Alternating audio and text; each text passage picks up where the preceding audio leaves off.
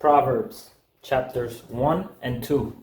The Proverbs of Solomon, son of David, king of Israel, for learning wisdom and discipline, for understanding insightful sayings, for receiving prudent instruction in righteousness, justice, and integrity, for teaching shrewdness to the inexperienced, knowledge and discretion to a young man. Let a wise person listen and increase learning, and let a discerning person obtain guidance. For understanding a proverb or a parable, the words of the wise and their riddles. The fear of the Lord is the beginning of knowledge. Fools despise wisdom and discipline. Listen, my son, to your father's instruction, and don't reject your mother's teaching, for they will be a garland of favor on your head and pendants around your neck. My son, if sinners entice you, don't be persuaded. If they say, come with us, let's set an ambush and kill someone. Let's attack some innocent person just for fun. Let's swallow them alive like Sheol, whole like those who go down to the pit. We'll find all kinds of valuable property and fill our houses with plunder. Throw in your lot with us, and we'll all share the loot. My son, don't travel that road with them, or set foot on their path, because their feet run toward evil, and they hurry to shed blood. It is useless to spread a net where any bird can see it, but they set an ambush to kill themselves. They attack their own lives. Such are the paths of all who make profit dishonestly. It takes the lives of those who receive it.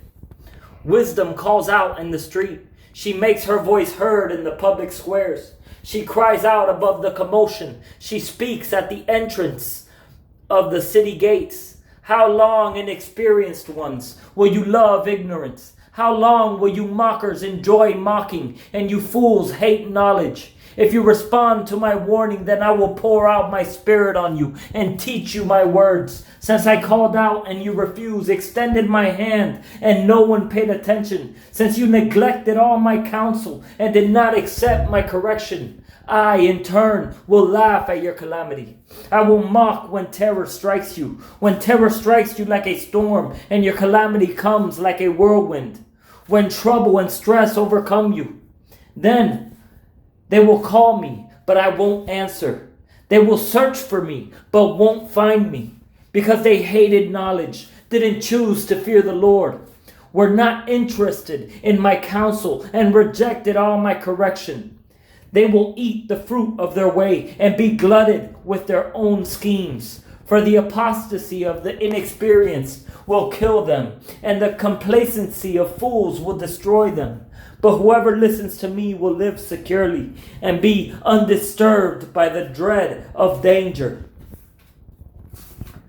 Chapter 2. My son, if you accept my words and store up my commands within you, listening closely to wisdom and directing your heart to understanding. Furthermore, if you call out to insight and lift your voice to understanding, if you seek it like silver and search for it like hidden treasure, then you will understand the fear of the Lord and discover the knowledge of God. For the Lord gives wisdom in his mouth, and from his mouth come knowledge and understanding.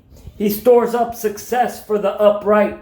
He is a shield for those who live with integrity, so that he may guard the paths of justice and protect the way of his faithful followers. Then you will understand righteousness, justice, and integrity, every good path. For wisdom will enter your heart, and knowledge will delight you. Discretion will watch over you, and understanding will guard you. It will rescue you from the way of evil, from everyone who says perverse things, from those who abandon the right paths to walk in ways of darkness, from those who enjoy doing evil and celebrate perversion, whose paths are crooked and whose ways are devious. It will rescue you from a forbidden woman, from a wayward woman with her flattering talk, who abandons the companion of her youth and forgets the covenant of her God. For her house sinks down to death, and her ways to the land of the departed spirits. None return who go to her. None reach the paths of life. So follow the way of the good and keep the paths of the righteous. For the upright will inherit the land, and those of integrity will remain in it. But the wicked will be cut off from the land, and the treacherous ripped out of it.